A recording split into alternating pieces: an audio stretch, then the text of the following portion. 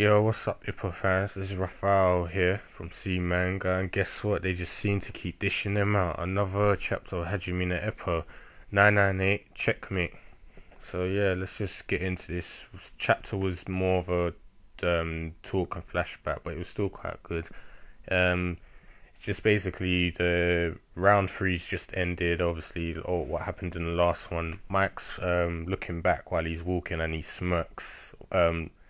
As he looks at Vogue, and the girl David Eagle is with confuses it for him smiling that the match is easy, and David corrects her saying no, it's not the match is easy for him that he's enjoying it, it's the fact that he's actually enjoying it because of the opponent he's against.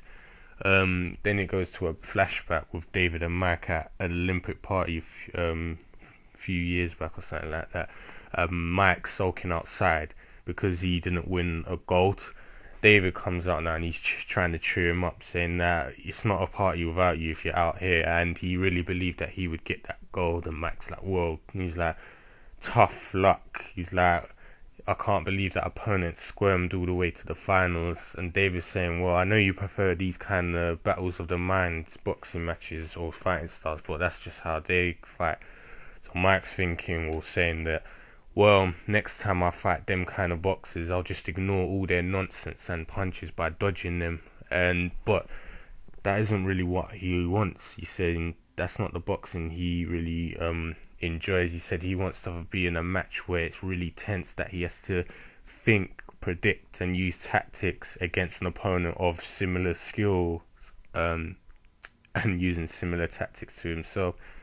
Eagles saying to him, you really think you're going to find a boxer at this professional level that can match your intelligence and tactics? And Mike's like saying, well, if I beat enough people, eventually I'm going to find someone. It's bound to happen. So it goes back to the present now, and Eagles thinking that Mike's finally found that person he's been looking for, and he's happy for him. And he's saying, but it seems at this point, the match is ending soon and it's very close to a checkmate. And he's like, so let's see what your style of boxing is going to be like as it unfolds in this match. Mike's thinking now, it's like, oh yes, this is exactly what I've wanted. I've been wanting a match like this for so long. He goes to think, when he first saw Volk, he believed that he would meet his expectations. He saw how good of a boxer he was even in this foreign country. And he said he believed he eventually would become champion, and then Mike would challenge him, then challenging him for the belt, and hopefully he would have a match like the one he's having now. But strangely enough, the position switched, him being the champion first before Volk, and Volk being the challenger. So Mike decided that he himself will give him, Volk, a chance to challenge him, so he could have this kind of match. And then he starts zoning out, or because all the guys he seconds and his managers like, what's up? Don't you seem to be struggling and everything? He's like, oh, sorry, no, I'm just realizing that the fight's about to end soon, and I've been really having fun. And he's saying that it's already checkmate.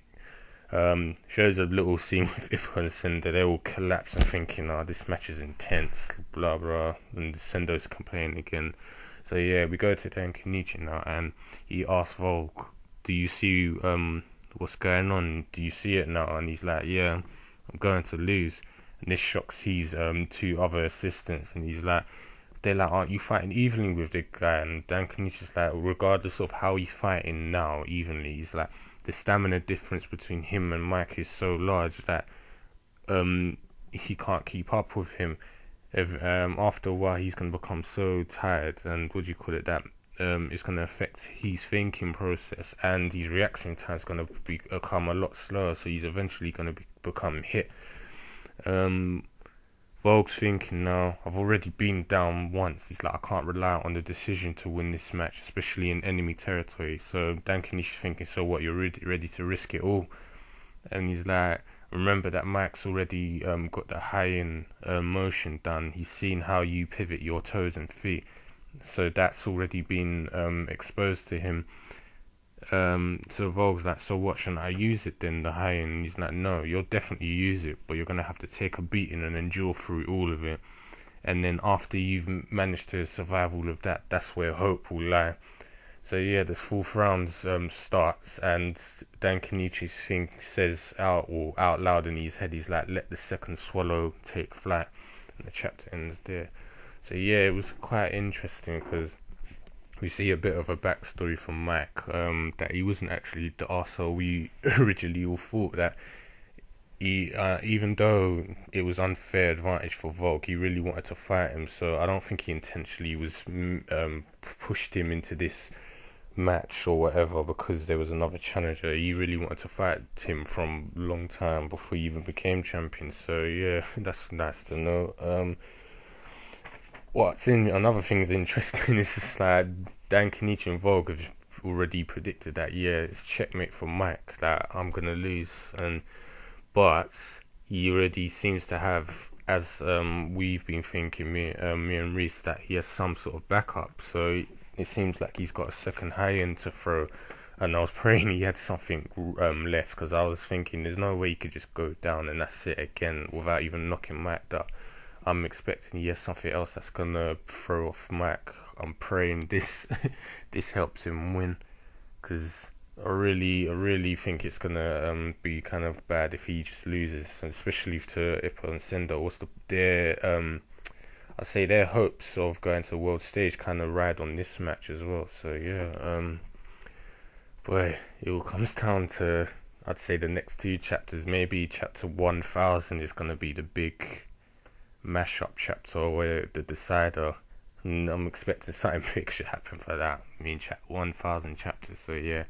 But anyway, I'm rambling on, so I just can't wait for next week, and we'll see what happens then. So, as usual, what do you guys think of the chapter? I'd really like to know your opinions on the chapter, on the video. Do you think I was chatting rubbish? Or do you enjoy it? Leave a like rating if you did enjoy the video, and subscribe for more content in the channel, as you'll see other manga review series up and ready for you to see. So this is Rafael, and I'll see you guys later.